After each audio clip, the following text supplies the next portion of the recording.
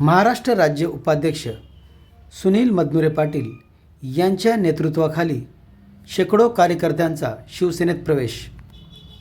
महाराष्ट्र राज्याचे उपमुख्यमंत्री एकनाथजी शिंदे साहेब, शिवशक्ती वाहतूक सेनेचे राष्ट्रीय अध्यक्ष अलीभाई, राष्ट्रीय उपाध्यक्ष अशफाक शाह तसेच महाराष्ट्र राज्य उपाध्यक्ष सुनील मदनुरे पाटील यांच्या नेतृत्वाखाली किशन शंकर कार्लेवाड यांची देगलूर तालुका प्रमुख म्हणून या ठिकाणी नियुक्ती करण्यात आली। शिवशक्ती वाहतूक सेनेमध्ये या ठिकाणी शेकडो कार्यकर्त्यांनी प्रवेश केला।